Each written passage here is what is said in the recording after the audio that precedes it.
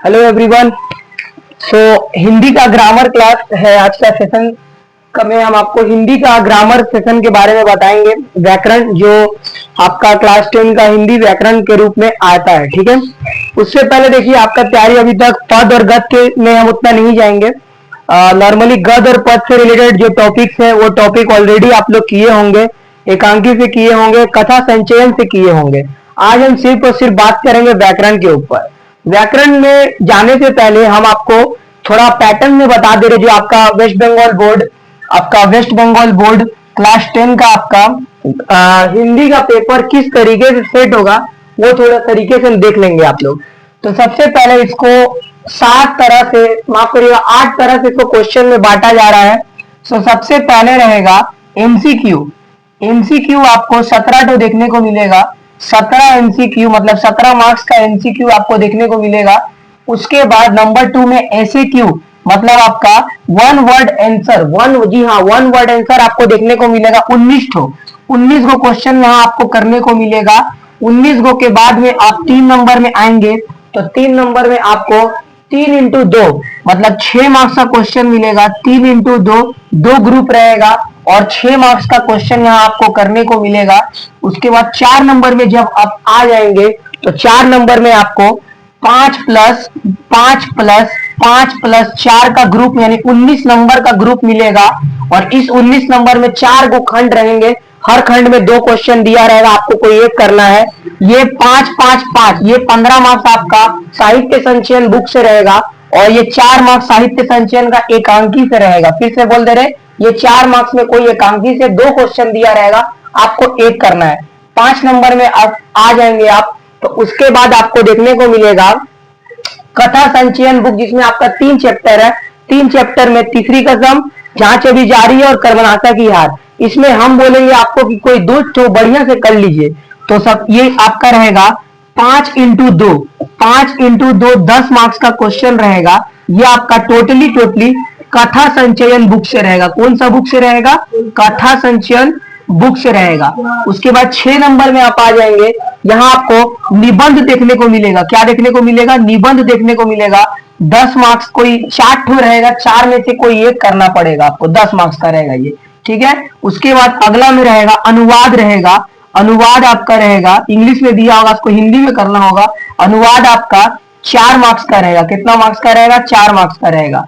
Last आप 8वां number में आएंगे, यहाँ पर या तो आपको संवाद लेखन जिसको वार्तालाप भी बोला जाता है, या तो आपका वह संवाद लेखन जिसको वार्तालाप बोला जाता है, या तो आपको इसमें रिपोर्ट राइटिंग जो हम लोग बोलते हैं रिपोर्ट राइटिंग, वो करने को मिल सकता है, ठीक है ना। रिपोर्ट राइटिंग जिसको बोलते हैं वो करने को मिल सकता है। ये दोनों में से कोई एक रहेगा और ये आपको करना पड़ेगा। कितना मार्क्स का रहेगा? ये आपका 5 मार्क्स का रहेगा, ठीक है।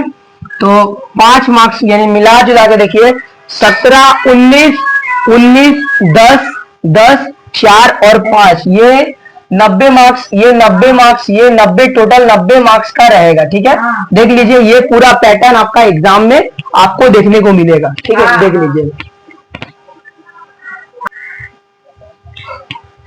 देखिए इसको जो आप लोग का ये पैटर्न हमने आपको लिखा दिया है, ठीक है ना। ये पैटर्न है, इस पैटर्न पे ही आपका माध्यमिक परीक्षा, कोई भी माध्यमिक परीक्षा अभी तक हिंदी का पेपर बंगाल बोर्ड का स्टेट होता है। और रिपोर्ट राइटिंग जिसको आप लोग प्रतिवेदन भी बोलते हैं, क्या बोलते हैं? प्रतिवेदन भी बोलते हैं, ठीक है। इस सब में देखिए कोई भी डाउट होगा तो आप मेरे नंबर पे 7439095280 पे आप कॉल करके और आप आराम से पूछ सकते हैं, ठीक है। अब हम लोग बात करेंगे पैटर्न के बाद हम लोग बात करेंगे गद्यांश और पद्यांश पे, ठीक है ना। देखिए बाबू ध्यान से देखिएगा, मिटा दे रहे हम ये वाला, ठीक है। तो जो लोग भी देख रहे हैं गद्यांश और पद्यांश, गद्य में जितना चैप्टर है, गद्य के अंदर जितना चैप्टर हम देखिए डिटरमाइन नहीं, ये वीडियो ज्यादा लंबा नहीं करेंगे, हम सिर्फ ग्रामर के लिए वीडियो बना रहे हैं। उससे पहले थोड़ा इंट्रोडक्शन आपको दे दे रहे हैं। गद्यांश, गद्य में आपका नॉर्मली जितना कहानी है, कहानी बढ़िया से कर लीजिएगा। कहानी में आप बढ़िया से कर लीजिए। कहानी के बाद निबंध है, निबंध में बढ़िया से कर लीजिएगा। उसके बाद पद वाला हिस्सा में जो कविता है, कविता को बढ़िया से कर लीजिएगा। एकांकी बाबू पढ़ लीजिएगा। ये साहित्य संचयन बुक का बोल रहे हैं, साहित्य संचयन बुक में, साहित्य संचयन बुक का बोल रहे हैं बाबू, फिर से बोल रहे हैं। गद्य अच्छा से कर लीजिएगा, कहानी निबंध पद में कविता कर लीजिएगा। एक अंक की मोस्ट इंपॉर्टेंट बाबू 4 मार्क्स का क्वेश्चन रहेगा, 2 एक ठो करना होगा, ठीक है। 4 मार्क्स का क्वेश्चन आपको देखने को मिलेगा एग्जाम में, ठीक है। उसका बाद साहित्य संचयन का बाद में कथा संचयन बुक का, फिर से बोल ले, कथा संचयन में आ चुके हैं। हेलो एवरीवन, कथा संचयन में आ चुके हैं। कथा संचयन में आपका 3 तो है, तीसरी कसम, कर्मनाशा की हार और जांच अभी जारी है, जांच अभी जारी है। ये 3 में बाबू, ये कथा संचयन में बाबू 5x2 10 मार्क्स का क्वेश्चन आता है। हर चैप्टर से एक क्वेश्चन रहेगा, जी हाँ, एक क्वेश्चन, लेकिन करना है 2 तो आप लोग कोई 2 करके ही जाएंगे, 3 करके नहीं जाइएगा, बेवकूफी हो जाएगा। चलिए खत्म हो गया। अब हम लोग सीधा सीधी चलते हैं व्याकरण में, जो हम लोग का कराने का आज का मेन उद्देश्य है। चलिए व्याकरण का सेशन शुरू किया जाए, मिटा दे रहे हैं, व्याकरण का सेशन शुरू करते हैं। व्याकरण में बाबू सबसे पहले व्याकरण में अगर हम बात करेंगे तो उद्देश्य और विधेय से करेंगे। जी हाँ, हम लोग का टॉपिक है उद्देश्य और विधेय। फिर से बोल ले, उद्देश्य और विधेय पहला टॉपिक हम करा रहे हैं बाबू। पहला टॉपिक उद्देश्य और विधेय। आपको आएगा एग्जाम में कि एक ठो लाइन दे देगा, एक ठो पंक्ति दे देगा। जैसे मान लीजिए लिखा हुआ है अमन स्कूल जाता है, लिखा हुआ जैसे अमन स्कूल जाता है, तो अमन स्कूल जाता है में आपसे पूछेगा कि उद्देश्य बताइए। इसमें क्या बताइए बाबू? उद्देश्य बताइए। क्या बताइए? उद्देश्य बताइए। उद्देश्य बताइए अगर पूछ देगा बाबू तो इसमें उद्देश्य क्या होगा? आप लोग बोलिए बाबू, कमेंट करके बताइए उद्देश्य क्या होगा। तो अमन बाबू, अमन उद्देश्य होगा। अमन क्या होगा? उद्देश्य होगा। कोई भी नाउन, कोई भी संज्ञा, संज्ञा माने नाम, anybody name which is coming in your sentence you can go for उद्देश्य। उद्देश्य बाबू आपका अमन बाबू उद्देश्य होगा। फिर से बोल दे रहे, अमन हो जाएगा उद्देश्य, ठीक है। उसी तरह दूसरा सेंटेंस, और इसमें विधेय क्या होगा? जो बच गया बाबू वो विधेय हो जाएगा। मतलब जो इतना से इतना तक हो जाएगा बाबू ये विधेय हो जाएगा। इतनी ये वाला चीज हो जाएगा विधेय, और ये हो जाएगा उद्देश्य। ये हो जाएगा बाबू उद्देश्य, ये विधेय हो जाएगा, ये उद्देश्य हो जाएगा, ठीक है। एकदम करेक्ट है, ध्यान से देख लीजिए। उसके बाद एक आप बताइएगा अरुण अरुण अरूप, चलिए अरूप रोता है, अरूप रोता है बाबू। इसमें बोलिए विधेय बताइए। क्या बताइए? विधेय बताइए। तो हम आपको बार बार बोले इस बार संज्ञा को, उद्देश्य हमेशा टारगेट रखिए उद्देश्य सोचने का। तो उद्देश्य कौन है? अरूप उद्देश्य हो जा रहा है, तो बाबू विधेय कौन सा होगा? रोता है बाबू, विधेय हो जाएगा, ठीक है। फिर से बोले रोता है, विधेय हो जाएगा। अच्छा से देख लीजिए, इसको आप अपना कॉपी में उतार लीजिए, ठीक। चलिए आइए, अब हम आपको कारक पढ़ाते हैं। क्या चीज? कारक।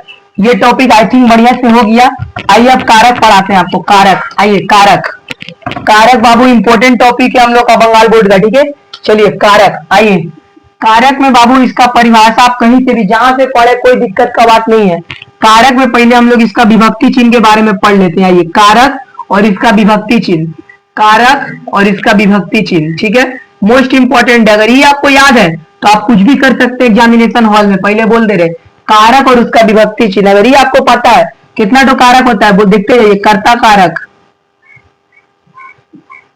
कर्ता कारक, कर्म कारक, करण कारक, संप्रदान कारक, अपादान कारक। उसके बाद बोलिए बाबू अपादान कारक का बाद में कर्ता कारक, कर्म कारक, करण कारक, संप्रदान कारक, अपादान कारक, अधिकरण कारक। करण के लिए संप्रदान के कर्म को करण के द्वारा संप्रदान, अपादान से संबंध, संबंध कारक बाबू होगा। उसके बाद संबंध कारक, अधिकरण कारक, अधिकरण कारक, संबोधन कारक,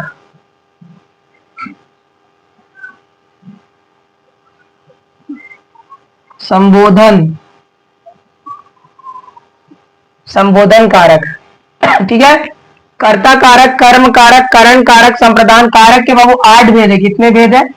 8 भेद है। फिर से बोल दे रहे, कारक के कितने भेद है? 8 भेद है।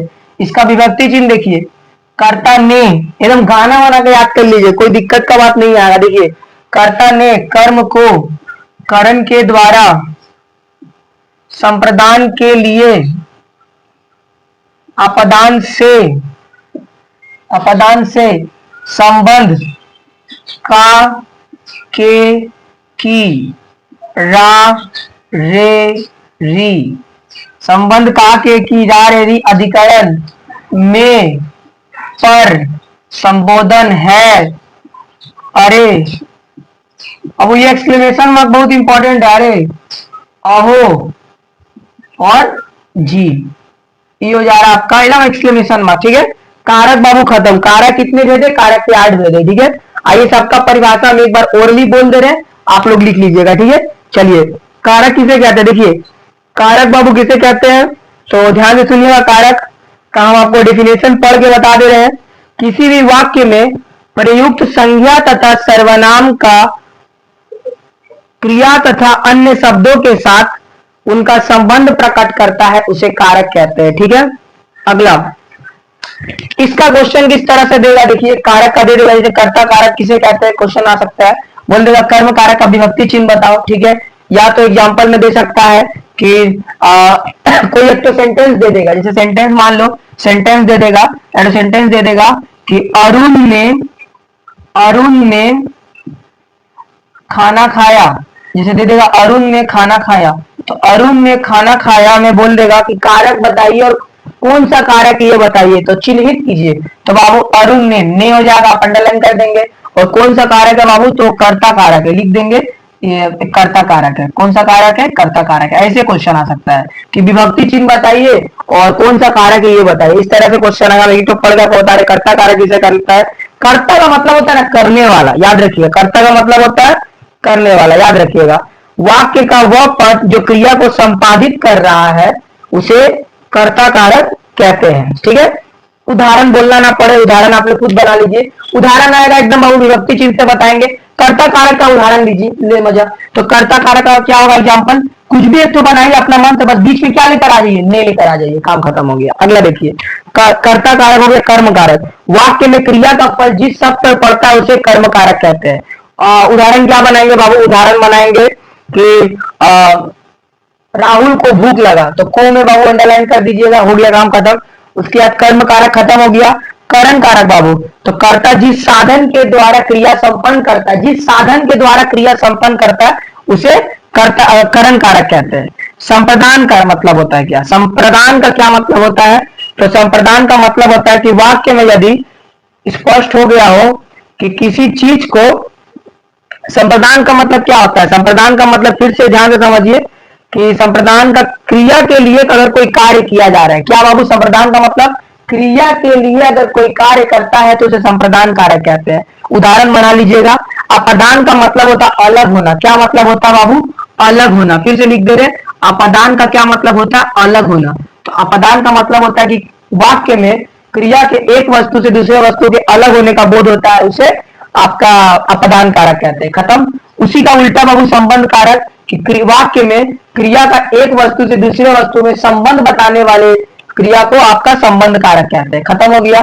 अपदान अलग करेगा, संबंध एक करेगा। खत्म। अधिकरण कारक, अधिकरण में बाबू क्या बोलेंगे ध्यान से सुनिए। क्रिया के होने का स्थान तथा समय बताने वाले कारक को, ये स्थान एवं समय बताता है। अधिकरण कारक क्या बताता है? स्थान एवं समय। क्या बताता है बाबू? स्थान बताता है और समय बताता है। क्रिया का स्थान और समय बताने वाले कारक को अधिकरण कारक कहते हैं। और लास्ट वाला इतना इजी है कि पूछिए मत, संबोधन कारक। संबोधन कारक का क्या मतलब है? संबोधन कारक का मतलब है कि जिस शब्द से, वाक्य में जिस शब्द से किसी को बुलाने अथवा पुकारने का संबोध होता है उसे संबोधन कारक कहते हैं। जैसे है, अरे, अहो जी।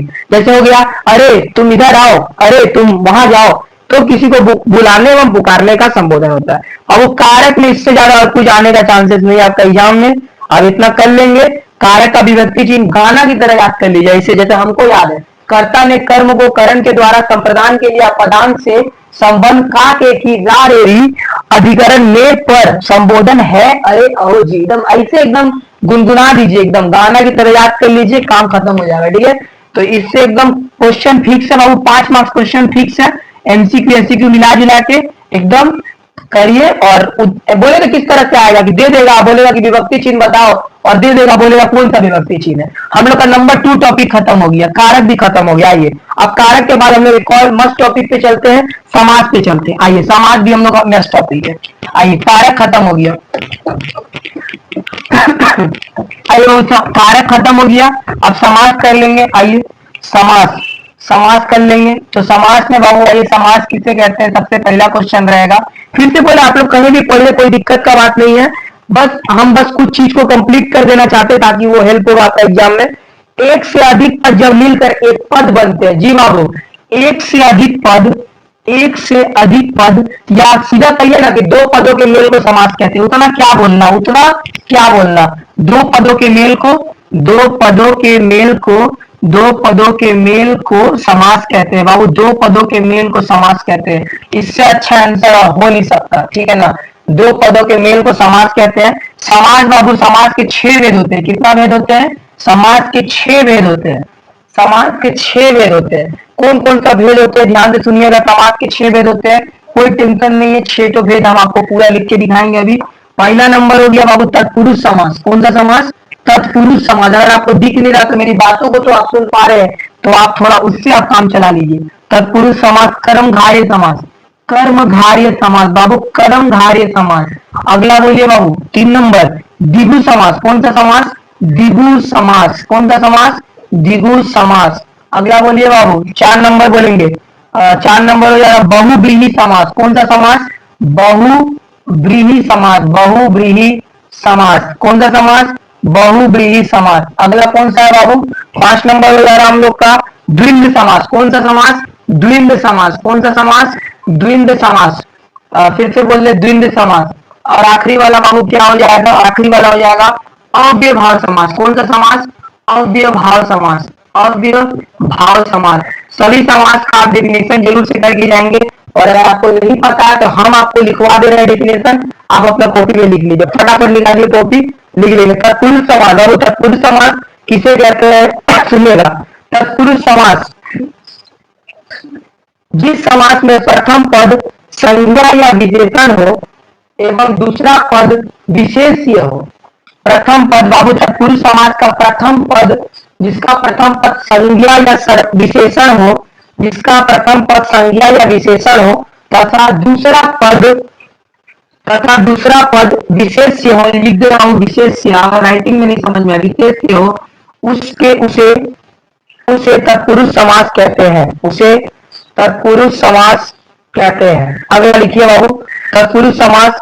तत्पुरुष समास के बाद आप अगला लिखेंगे कर्मधारय समास। लिखिए बाबू कर्मधारय समास।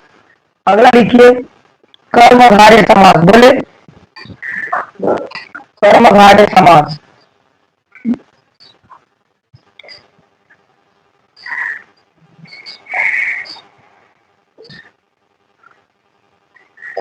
जिस तत्पुरुष समास से समस्त होने वाले पद, एक सेकंड रुक जाइए, आपको हम समास का एक और अच्छा डेफिनेशन हम आपको दे दे रहे हैं।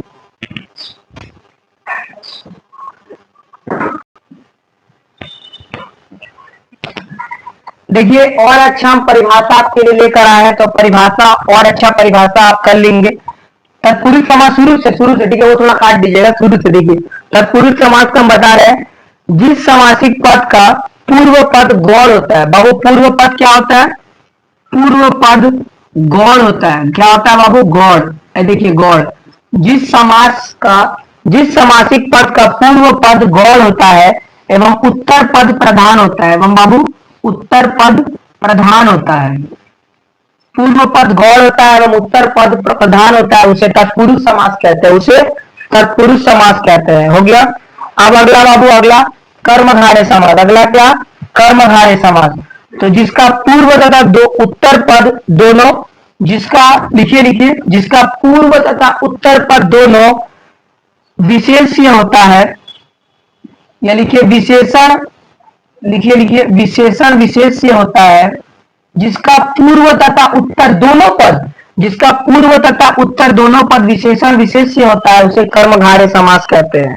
ठीक है, या तो आप और सिंपल में लिखेंगे तो लिखिए जिसका पूर्व तथा उत्तर पद प्रधान होता है, दोनों में लिख दीजिए पूर्व तथा उत्तर पद प्रधान होता है उसे कर्मधारय समास कहते हैं। आगे द्विगु समास, बहुत 3 नंबर आ गया, 3 नंबर। जिसका पूर्व पद, लिखिए लिखिए, जिसका पूर्व पद संख्यावाचक विशेषण होता है, जिसका पूर्व पद संख्यावाचक विशेषण होता है, जिसका पूर्व पद संख्यावाचक विशेषण होता है, जिसका पूर्व पद संख्यावाचक विशेषण होता है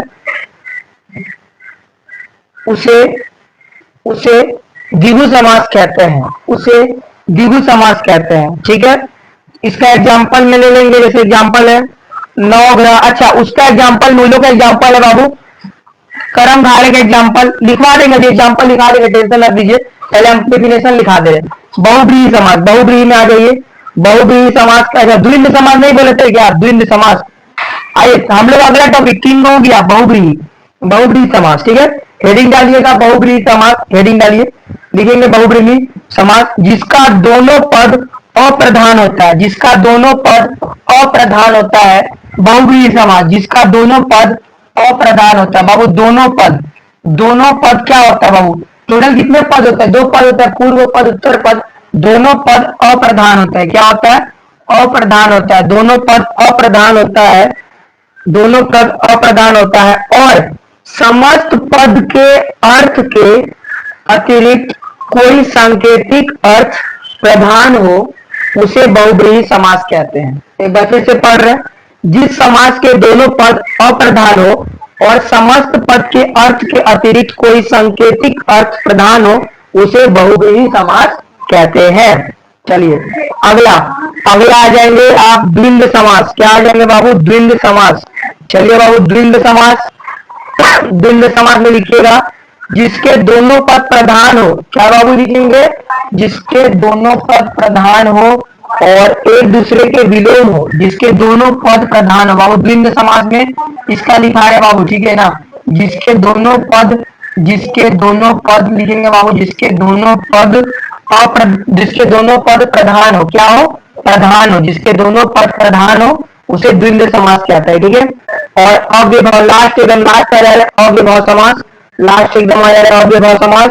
इसके पूर्व पद प्रधान एवं अव्यय होते हैं, इस समासिक पद के पूर्व पद अप्रधान होते हैं। बाबू इसका क्या लिखा है, इस समास में पूर्व पद लास्ट वाला आ जाए, लास्ट वाला अव्ययभाव, इसका बता रहे पूर्व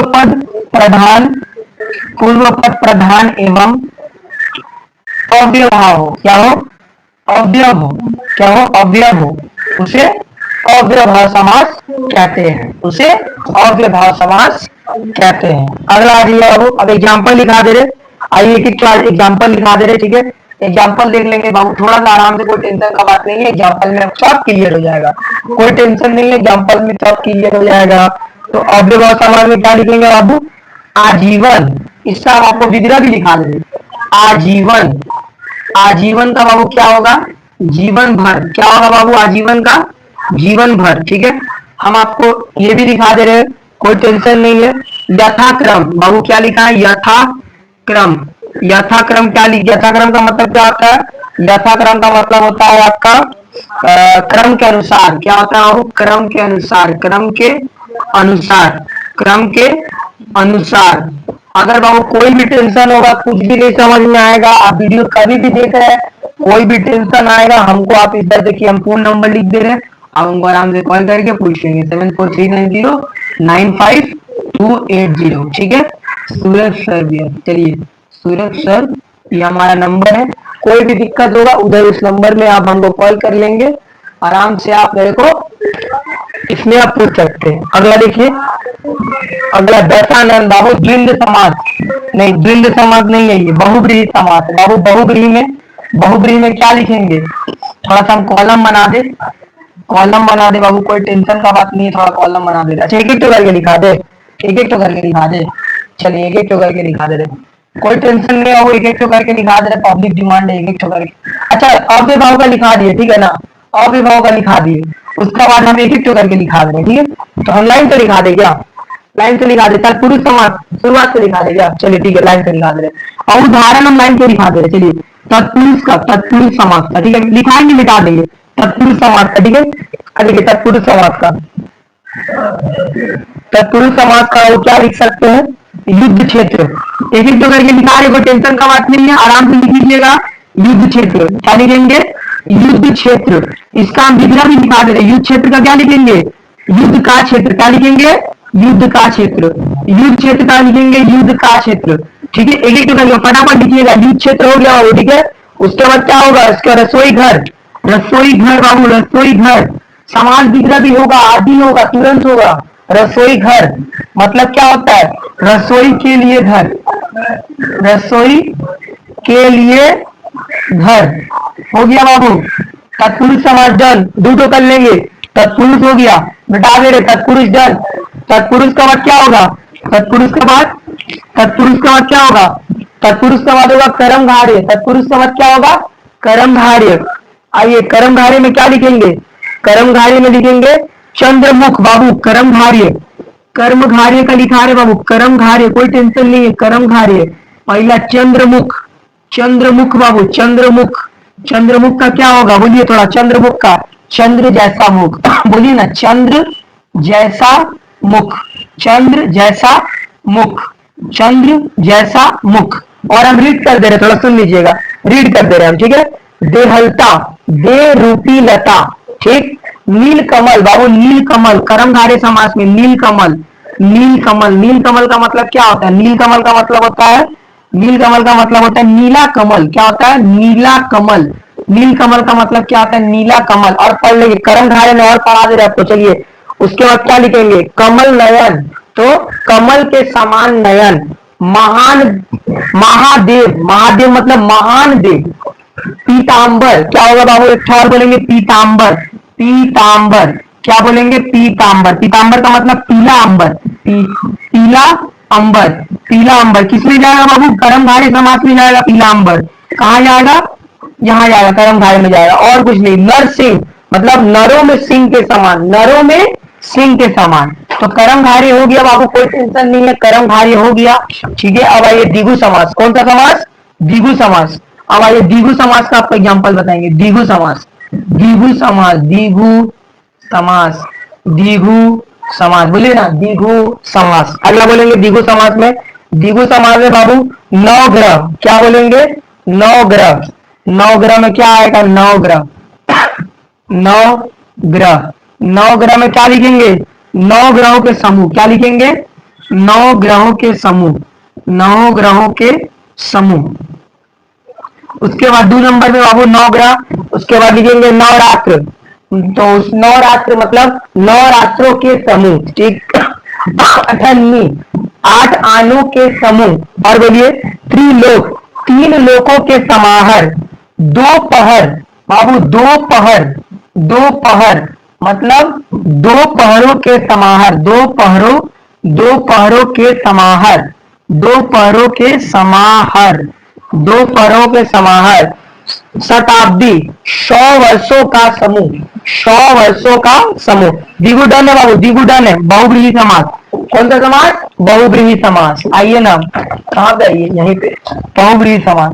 बहुब्रीहि समास में क्या लिखेंगे, अगला टॉपिक हो जा रहा हम लोग का बहुब्रीहि समास, बहुब्रीहि समास, बहुब्रीहि समास। बहुब्रीहि समास के अंदर है बाबू, देखिएगा क्या क्या लिखवाते हैं जी, यह सारा समास विग्रह करा देंगे। बहुब्रीहि समास, बहुब्रीहि समास के अंदर बाबू, बहुब्रीहि समास के अंदर क्या होता है, बहुब्रीहि समास के अंदर क्या होता है। अच्छा, इसके पहले वाला जो लिखाए थे ना, उसके पहले वाला वो लिखाए थे द्विंद समास लिखाए थे, हाँ द्विंद समास। ये द्विगु हम लेकिन लाइन से यहाँ द्विगु लिखे हैं, लेकिन हम इसके पहले वाला जो समास विग्रह करा दिए वो द्विंद का करा दिए, ठीक है ना। तो वो थोड़ा आप देख लीजिएगा, ठीक है। द्विंद का करा दिया है, पहले द्विंद का करा दिया, ऊपर लिख दिए थे द्विंद का करा दिए। हम अभी करा रहे बहुब्रीहि, यहाँ देखते रहिएगा किसका विग्रह करा रहे, उसी यहाँ देखते रहिएगा, बहुब्रीहि समास का विग्रह करा रहे, ठीक है, बहुब्रीहि का। तो बहुब्रीहि में कौन कौन सा लिखेंगे, दशानन, कौन सा लिखेंगे, दशानन। दशानन में कौन सा होगा, दशानन में होगा 10 है जिसका मुख, 10 मुख वाला लिख सकते हैं बाबू, 10 मुख वाला, 10 मुख वाला लिख सकते हैं आराम से, कोई टेंशन नहीं है। नीलकंठ, नीला है कंठ जिसका। पीतांबर, पीला है अंबर। लंबोदर, लंबा है उदर, उदर माने होता पेट। श्वेतांबर, श्वेत है जिसका अंबर, श्वेत है जिसका अंबर। बस हो गया बाबू। अव्ययभाव में बहुव्रीहि में इतना ही होगा। यहाँ देखते रहे जिसका जिसका विग्रह कराते जा रहे, बहुव्रीहि हो गया वो, ठीक है। बहुव्रीहि का बाद आ जाते हैं द्विगु। क्या बाबू लिखा दे रहे, द्विगु। बहुव्रीहि का बाद आ जा रहा द्विगु। द्विगु आप लोग बोलेंगे कि द्विगु समास तो करा चुके, नहीं वो द्विंद करा दिए थे, गलती से मत द्विंद, पहले द्विंद करा दिए थे, कोई दिक्कत नहीं है। द्विंद आप पहले कर लिए, द्विगु बाद में कर लीजिए, ठीक है। द्विगु समास, द्विगु समास आइए, द्विगु समास, द्विगु द्विगु द्विगु समास आइए, द्विगु समास, द्विगु समास।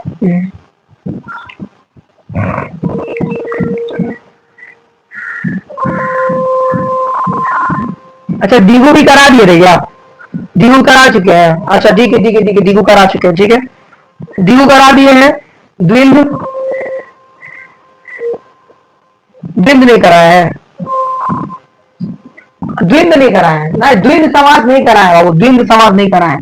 द्विंद समास, द्विंद समास आइए, द्विंद समास, द्विंद समास, द्विंद नहीं कराया, ठीक है ठीक है ठीक है, द्विंद नहीं कराया है। द्विंद में क्या क्या होगा बाबू, ऐसे लिखा हुआ द्विंद समास। अब द्विंद है, द्विंद है, लिख दे रहे, लिख दे रहे, कोई टेंशन नहीं है, लिख दे रहे। आप लोग सुने ना, आप लोग यहाँ देखते जाइए क्या कराए क्या नहीं कराए, यहाँ देखते जाइए। द्विंद समास क्या बाबू, द्विंद समास, द्विंद, द्विंद समास, बोलिए ना द्विंद समास। द्विंद समास में कैसे क्वेश्चन आएगा, ऐसे आएगा क्वेश्चन, कैसे आएगा, ऐसे आएगा। द्विंद समास में कैसे आएगा, माता पिता, पहला क्या होगा, माता पिता, इस तरह से हाइफन लेके आया क्वेश्चन, माता पिता, तो क्या लिखेंगे, माता और पिता। क्या लिखेंगे बाबू, माता, भयानक है वो, भयानक है, माता और पिता। उसके बाद 2 नंबर में क्या लिखेंगे, माता, गाय भैंस, क्या लिखेंगे, गाय भैंस, गाय भैंस, तो क्या लिखेंगे, गाय और भैंस, क्या लिखेंगे, गाय और भैंस, हो गया। उसके बाद धर्माधर्म, तो धर्म या धर्म। सुरासुर, ऐसे अगर आ गया 3 नंबर में सुरासुर, सुरासुर, तो सुरासुर में क्या हो जाएगा, आप लिख दीजिए सुर या असुर, सुर या असुर, हो गया खत्म। कोई दिक्कत, कोई दिक्कत नहीं है, आराम से बाबू, कोई टेंशन नहीं है। अव्ययभाव समास इन लास्ट, अव्ययभाव समास क्या होगा बाबू, अव्ययभाव समास, एकदम लास्ट में आ गए अव्ययभाव समास, कहाँ पे आ गए, अव्ययभाव समास, बस खत्म है बाबू, समास खत्म है, अव्ययभाव समास लास्ट है। यहाँ तो ऑलरेडी कराया हुआ है, देख रहे हैं जो कराया हुआ है, इसको और अच्छा से कर दे रहे, कोई टेंशन नहीं है। अव्ययभाव समास आइए, अव्ययभाव समास, अव्ययभाव, अव्ययभाव समास, अव्ययभाव समास बाबू, अव्ययभाव समास, अव्ययभाव समास के अंदर क्या क्या आएगा, आजीवन, क्या बाबू, पहला आजीवन, आजीवन, आजीवन का मतलब क्या होता है, जीवन भर, आजीवन का मतलब क्या होता है, जीवन भर। 2 नंबर में आइए, यथाशक्ति, क्या बाबू, यथा शक्ति, यथाशक्ति का मतलब क्या होता है, यथाशक्ति का मतलब शक्ति के अनुसार, क्या होता है, शक्ति के अनुसार, शक्ति के अनुसार, शक्ति के अनुसार, हो गया यथाशक्ति। धन, भर पेट माने पेट भरकर, भरपेट का मतलब पेट भरकर। उसके बाद रातों रात, रात ही रात में। प्रतिदिन, प्रत्येक दिन बाबू, ये भी इंपॉर्टेंट है, प्रत्येक दिन, प्रत्येक दिन बाबू, प्रत्येक दिन, प्रत्येक दिन में क्या लिखेंगे, प्रत्येक दिन में लिखेंगे नहीं, प्रत्येक दिन नहीं होता है, प्रत्येक दिन ये तो विग्रह हो गया। प्रतिदिन, प्रतिदिन, प्रतिदिन का मतलब प्रत्येक दिन, प्रतिदिन का मतलब प्रत्येक दिन, प्रतिदिन का मतलब क्या होता है, प्रत्येक दिन। और प्रतिवर्ष मतलब हर वर्ष, खूबसूरत, अच्छी सूरत वाली, ठीक है। तो ये आपका कंप्लीट हो गया, आपका नगर नगर, घर घर, घर के बाद घर, इस तरह से आप यहाँ पर पूरा समास को हम लोगों ने कवर कर लिया है। हमारा तीसरा नंबर टॉपिक भी समास खत्म। आइए रिकैप मार लेते हैं, ठीक है। समास, समास 6 तरह का होता है आपका, तत्पुरुष, कर्मधारय, द्विगु समास, बहुब्रीहि समास, द्वंद्व समास और अव्ययभाव समास। 6 समास का हमने आपको विग्रह करके दिखाया है, लाइन से 6 का विग्रह करके दिखाया है। अगर कोई विग्रह आपको सही समझ नहीं आ रहा, मेरे नंबर पे आप कॉल करके आप मेरे से पूछ लेंगे, ठीक है। 3 टॉपिक हम लोग का खत्म हो गया है। अब हम लोग का बढ़ते हैं हम लोग अगले टॉपिक की ओर। अगला टॉपिक हम लोग का हो जा रहा है वाक्य, द मोस्ट इंपॉर्टेंट टॉपिक। और न्यू उतारे उतार लीजिए कल फट से।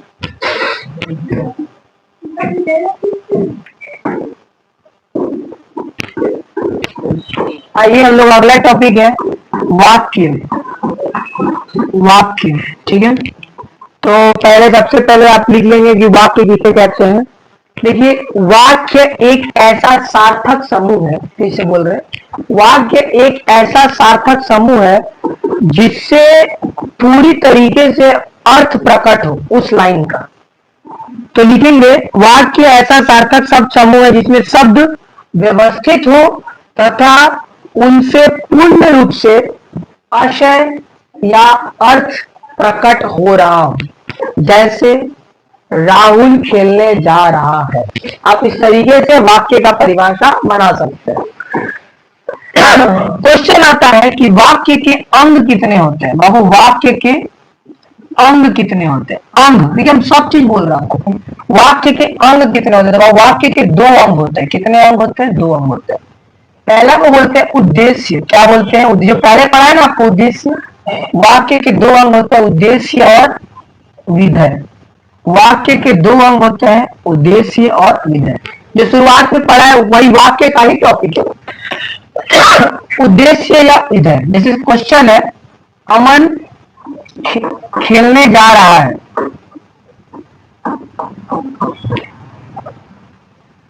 इसमें बाबू कौन सा उद्देश्य है, कौन सा विधेय है।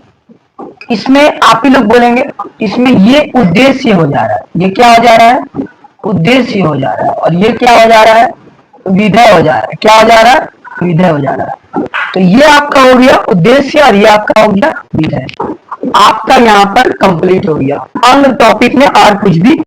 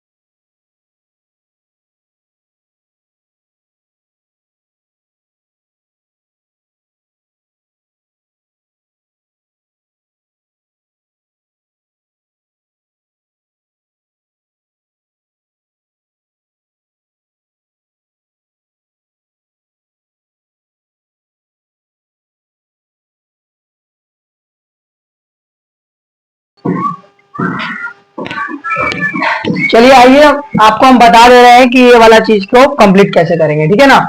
एंड देन और एक बात, थोड़ा सा टेक्निकल इशू हुआ था, साउंड में हो सकता है कुछ प्रॉब्लम हुआ था, तो हम आपको वाक्य के चैप्टर को जस्ट डिक्टेट कर दे रहे हैं, क्योंकि हम जो लिखवा दिए हैं वो तो आप यहाँ से देख ले रहे हैं, आप अपना नोट भी कर ले रहे हैं, थोड़ा डिक्टेट कर दे रहे वाक्य से। हो सकता है मेरा साउंड वाक्य का वहां से ऑफ हो गया था कि नहीं हुआ था, हम तो चेक नहीं कर पा रहे, तो हम आपको जस्ट डिक्टेट कर दे रहे कि वाक्य एक बार शुरू से 2 मिनट में पूरा कवर, यहां तक आपका पूरा कवर आ जाएगा, ठीक है, आज्ञावाचक तक। तो वाक्य का स्टार्टिंग में आप देखेंगे कि वाक्य क्या होता है, कि वाक्य एक सुव्यवस्थित शब्द होती है, शब्द की समूह होती है, मतलब कहिए सुव्यवस्थित शब्दों के समूह को वाक्य कहते हैं, ठीक है ना। वाक्य के अंग आपको पढ़ा है, वाक्य के 2 अंग होते हैं, एक आपका उद्देश्य होता है, एक आपका उद्देश्य होता है और एक विधेय होता है, वो पढ़ा दिए थे स्टार्टिंग में, बोल दिए थे, कोई चिंता का बात नहीं है।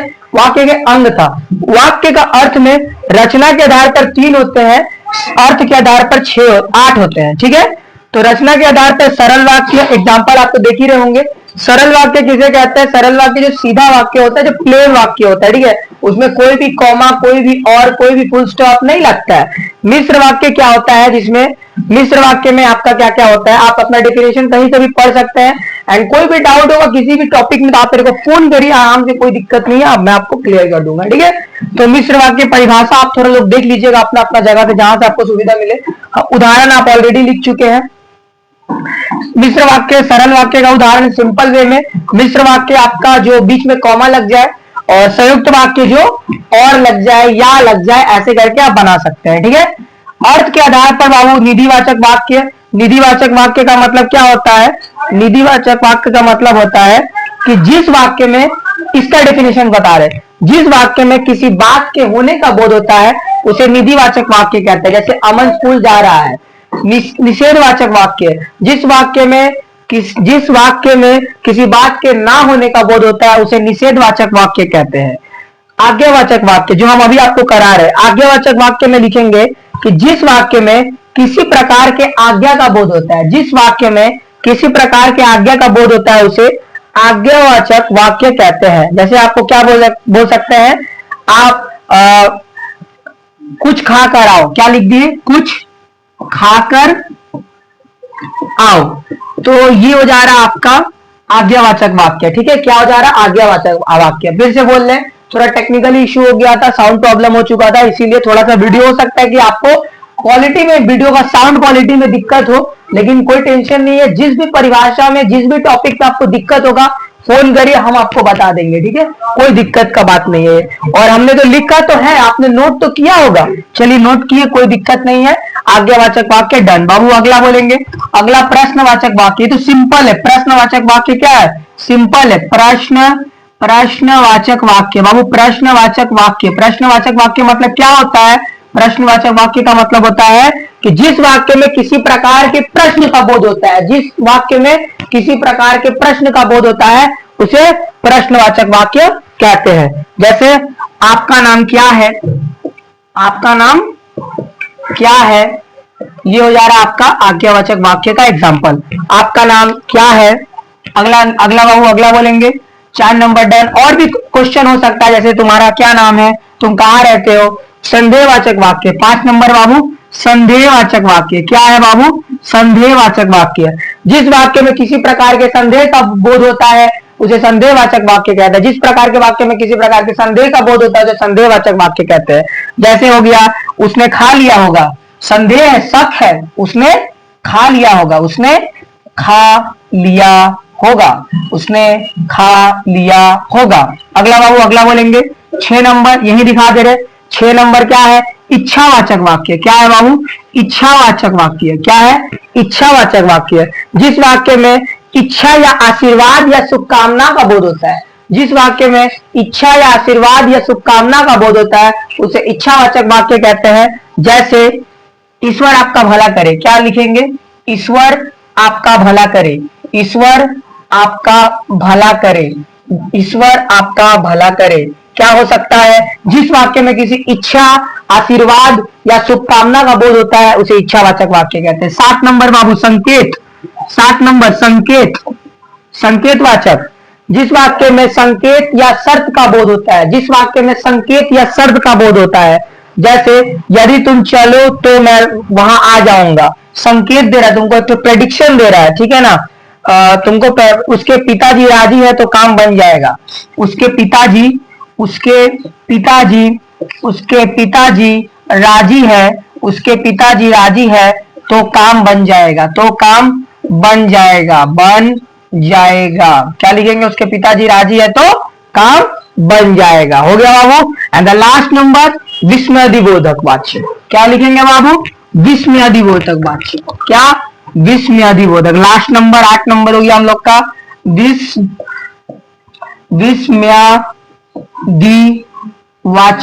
ठीक है बाबू, विस्मयादिवाचक। विस्मयादिक में क्या बोलेंगे? सबसे इजी है बाबू, सबसे इजी है। एक्सक्लेमेटरी सेंटेंस लगा के बनाना है।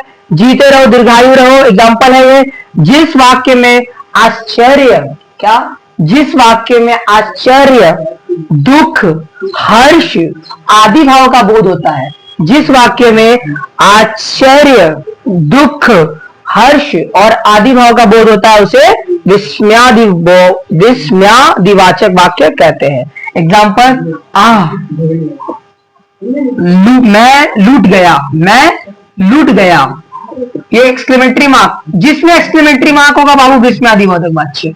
जिसमें एक्सक्लेमेटरी मार्क होगा, जिसमें एक्सक्लेमेटरी मार्क होगा वह चल जाएगा विस्मयादिवाचक में। ठीक है, तो बाबू ये खत्म हो गया आपका वाक्य का सारा ये। अब आता है एग्जाम में वाक्य रूपांतरण। क्या आता है? वाक्य रूपांतरण। क्या आता है? बोलिए बोलिए, क्या आता है? वाक्य रूपांतरण। क्या आता है? वाक्य रूपांतरण। कैसे आएगा वाक्य रूपांतरण? कि बोलेगा कि मिश्र वाक्य से संयुक्त वाक्य बनाओ, बोलेगा सरल वाक्य से मिश्र वाक्य बनाओ, बोलेगा निषेध से आज्ञा बनाओ, प्रश्न से ये बनाओ, इससे वो बनाओ। तो चलिए कुछ देख लेते हैं। वाक्य रूपांतरण किसे कहते हैं? वाक्य रूपांतरण, किसी वाक्य के बिना अर्थ बदले दूसरे वाक्य के रूप में परिवर्तन कर देने की क्रिया को वाक्य रूपांतरण कहा जाता है। मतलब आपको मीनिंग भी चेंज नहीं करना है, बिना मतलब चेंज किए वाक्य चेंज करिए और इसको बोलेंगे वाक्य रूपांतरण। कि बिना किसी वाक्य का बिना अर्थ बदले दूसरे भिन्न वाक्यों के रूपांतरण को वाक्य रूपांतरण कहते हैं। जैसे आपका हो गया साधारण वाक्य, बोल डिक्टेट कर ला, सुन लीजिए क्योंकि टाइम नहीं है। सबसे बड़ा बात, साधारण वाक्य, संकट से घिरे व्यक्ति को धैर्य का त्याग नहीं करना चाहिए। एक एग्जांपल मैं आपको दे दे रहा हूं, एक एग्जांपल दे दे रहा हूं। जैसे ये साधारण वाक्य से संयुक्त बना दे रहे, ठीक है ना, साधारण से संयुक्त बना दे रहे। बालक रोते रोते चुप हो गया, बालक रोते रोते चुप हो गया, बालक रोते रोते चुप हो गया। क्या बोलेंगे इसका? बालक रोता रहा किंतु, बालक रोता रहा किंतु चुप हो गया।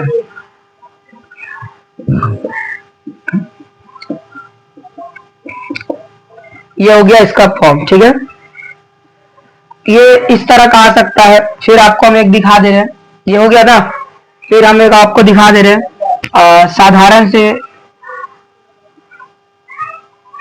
साधारण से मिश्र दिखा दे रहे हैं आपको। एक तो ये हो गया, साधारण से मिश्र दिखा दे रहे हैं।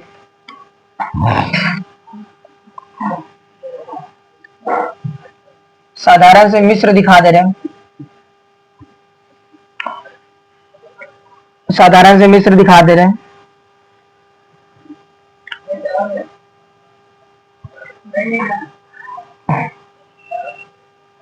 हम देखते ही वह भाग चला, हमें देखते ही क्या लिखेंगे? हमें देखते ही वह भाग चला,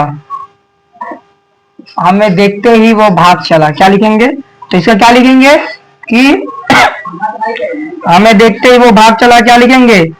ज्यों ही उसने देखा, क्या लिखेंगे? ज्यों ही उसने देखा वह, ज्यों ही उसने देखा कौमा वह भाग चला। ऐसे करके आप बना सकते हैं। साधारण से मिश्र, साधारण से संयुक्त, मिश्र से संयुक्त बना सकते हैं। और रूपांतरण आता है जैसे विधानवाचक से आज्ञावाचक। तो ऐसे करके आप कन्वर्ट करके, आपको एग्जांपल बता दिए हम, और आई थिंक आप कन्वर्ट करके बना पाए। फिर से बोल ले, आपका सारा टॉपिक हम कंप्लीट करा चुके हैं। और इन द लास्ट टॉपिक एक और टॉपिक रहता है, वाच्य टॉपिक। क्या टॉपिक रहता है? वॉइस चेंज, जिसको वाच्य टॉपिक बोलते हैं, वो भी खत्म करा दे रहे हैं। जब सब करा रहे हैं तो वाच्य क्यों छोड़ा जाए, वाच्य भी करा दिया जाए। ठीक है, वाच्य, वाच्य में क्या बोलेंगे, बोलिए। वाच्य में क्या बोलेंगे? वाच्य में आप बोलेंगे कि देखिए, वाच्य जब सब टॉपिक करा रहे तो लास्ट टॉपिक भी करा दे रहे, वाच्य टॉपिक। वाच्य में क्या बोलेंगे? वाच्य में बोलिएगा वाच्य, वाच्य बाबू क्या, वाच्य। वॉइस को इंग्लिश में क्या बोलते हैं? वॉइस बोलते हैं। क्या बोलते हैं? वॉइस बोलते हैं। वाच्य क्रिया के उस रूपांतरण को कहते हैं, आंसर लिखिए, वाच्य किसे कहते हैं? जिससे किसी वाक्य में कर्ता, कर्म अथवा भाव की प्रधानता का पता चलता है।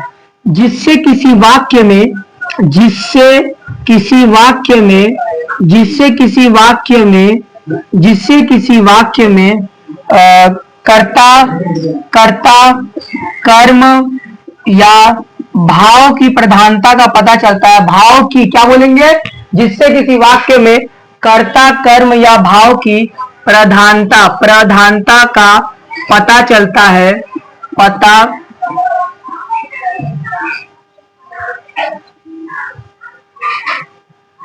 जिस वाक्य में कर्ता, कर्म या भाव की प्रधानता का पता चलता है उसे वाच्य कहते हैं। उसे बाबू वाच्य कहते हैं। क्या कहते हैं? वाच्य कहते हैं। वाच्य कितना तरह का होता है? वाच्य 3 तरह का होता है। कितना तरह का होता है? 3 तरह का होता है। बोलिए कौन कौन सा होता है? वाच्य, कर्ता वाच्य। कौन सा वाच्य? कर्ता वाच्य,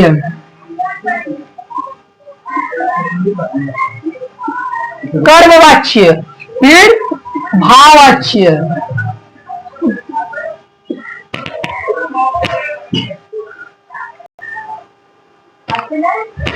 देखिए एग्जाम्पल देख लीजिए, कर्ता वाच्य, कर्म वाच्य, और इसका एग्जाम्पल देख लीजिए। कर्ता का डेफिनेशन सुनिए बाबू, ध्यान से सुनिए।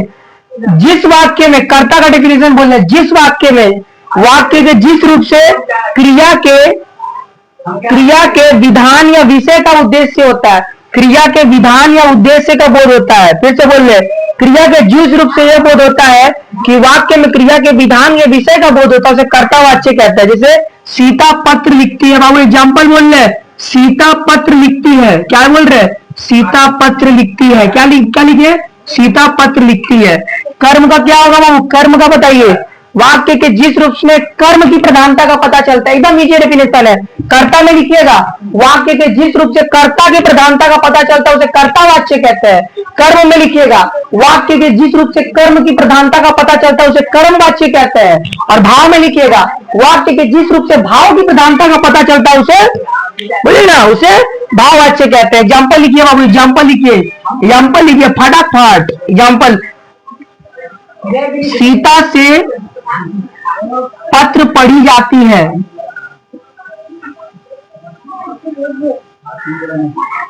सीता से पत्र पढ़ी जाती है, सीता से पत्र पढ़ी जाती है। और भाववाचक, ठीक है, जिससे भाव की प्रधानता का पता चलता है, ठीक है, उसमें आप लिख सकते हैं। ठीक है, वाच्य परिवर्तन क्या होता है? एक वाच्य से दूसरा। अच्छा, एक और टॉपिक इसमें आता है, सीता के द्वारा। क्या लिखेंगे बाबू? सीता के द्वारा, सीता के द्वारा पत्र पढ़ी जाती है। सीता के द्वारा पत्र पढ़ी जाती है। सीता के द्वारा पत्र पढ़ी जाती है। हो गया, खत्म। एक टॉपिक और है वाच्य परिवर्तन। एक टॉपिक और है वाच्य परिवर्तन, मतलब एक वाच्य से दूसरे वाच्य में जब परिवर्तन किया जाता है, एक वाच्य से दूसरे वाच्य के दूसरे रूप में परिवर्तन करने की क्रिया को वाच्य परिवर्तन कहा जाता है। ये बाबू पूरा टॉपिक आप लोग का डन हो गया, पूरा टॉपिक डन हो गया। प्रयोग किसे कहते हैं? तो प्रयोग बाबू वाच्य के अंदर, वाच्य के अंदर लिंग, वचन या पुरुष के अध्ययन को प्रयोग कहते हैं। एक और टॉपिक है प्रयोग। क्या टॉपिक है? प्रयोग। वाक्य के अंदर बाबू, वाक्य के अंदर लिंग वचन, बाबू वाक्य के अंदर लिंग वचन, वाक्य के अंदर लिंग वचन तथा पुरुष के अध्ययन को, तथा पुरुष के अध्ययन को, वाक्य के अंदर लिंग वचन तथा पुरुष के अध्ययन को प्रयोग कहते हैं। क्या कहते हैं? प्रयोग कहते हैं। क्या कहते हैं? प्रयोग कहते हैं। पूरा टॉपिक खत्म हो गया बाबू, जोर दबा के लाइक मारिए, ठीक है ना। बस। और इसमें और कुछ आपको करना नहीं है, मोस्टली हम कवर करा दिए हैं। देखिए मैक्सिमम टॉपिक हम कवर करा दिए हैं। आपको हम कारक खत्म करा दिए हैं, समाज खत्म करा दिए हैं, वाक्य खत्म करा दिए हैं, वाच्य खत्म करा दिए। कोई भी डाउट है बाबू 7439095280 पे कॉल करिए, आप पूछिए। बीच में बाबू साउंड थोड़ा सही हो गया था, उसके लिए हम आपसे क्षमा प्रार्थी है। तो कोई भी अगर आपको डाउट हुआ तो आप मेरे से पूछ लीजिए, और नए डाउट हुआ तो भाई कल के लिए ऑल द बेस्ट, एग्जाम के लिए all the best. Thank you all of you.